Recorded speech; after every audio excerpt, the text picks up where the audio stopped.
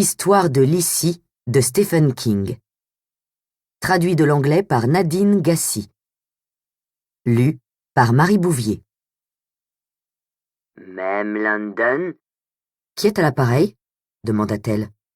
Mon nom a pas d'importance, m'dem, répondit la voix. Et Lizzie eut soudain une image très nette de Gerd Allen Cole, lèvres remuant dans ce qui pouvait avoir été une prière. Si l'on faisait abstraction du revolver dans sa main de poète aux doigts effilés. De grâce, mon Dieu, faites que ce ne soit pas un autre de ces fous furieux, pensa-t-elle. Faites que ce soit pas un autre Blondie. Mais elle s'avisa qu'elle avait encore une fois la bêche d'argent à la main.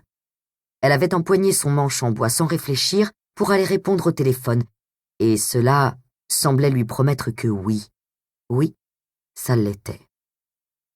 Il en a pour moi, dit-elle, et le ton professionnel de sa voix la stupéfia. Comment une affirmation aussi vigoureuse, aussi directe, pouvait-elle sortir d'une bouche soudain si sèche? Et puis, ouf, juste comme ça, lui revinrent où et quand elle avait déjà entendu cette voix. Cet après-midi même, sur le répondeur intégré de ce même téléphone. Et qu'elle n'ait pas fait le rapprochement tout de suite n'avait vraiment rien d'étonnant, car alors la voix n'avait prononcé que 2 mots. Je réessaierai.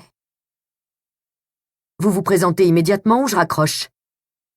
Il y eut un soupir au bout du fil, fait tout à la fois de lassitude et de bonhomie. Allez pas me rendre le boulot difficile, mesdames.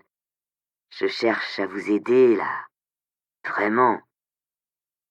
Lizzie pensa aux voix poussiéreuses du film préféré de Scott, La dernière séance. Elle repensa à Hank Williams chantant Jambalaya, Dress in Style, Go Hog Wild, Me Ho My Ho. Elle dit « Je raccroche alors, au revoir et bonne vie », quoique sans rien faire de plus qu'éloigner le téléphone de son oreille, pas encore. J'avais qu'à m'appeler Zach, m'dem. C'est un nom aussi bon qu'un autre. D'accord. Zach comment? Zach McCool. Et moi je suis Liz Taylor. Vous vouliez un nom, vous l'avez? Un point pour lui.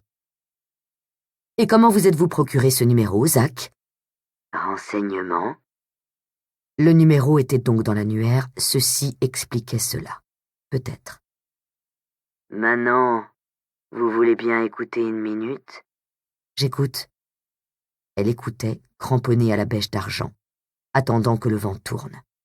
Ça, plus que le reste peut-être. Parce qu'un changement de vent s'annonçait. Toutes les terminaisons nerveuses de son corps le lui disaient.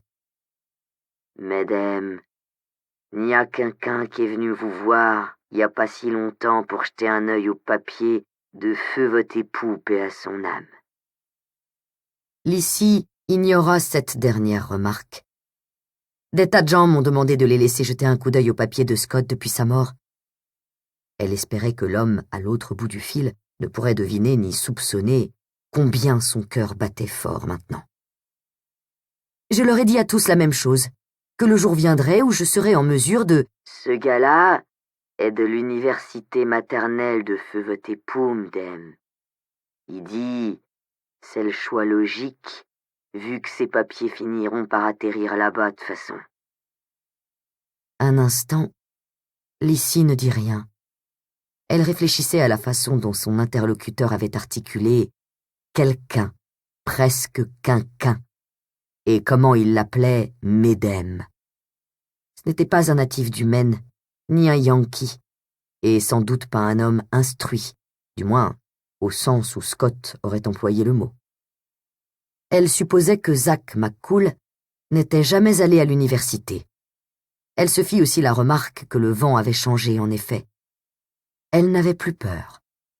Ce qu'elle éprouvait, du moins pour le moment, c'était de la colère. Une grosse colère, une fureur de grizzly.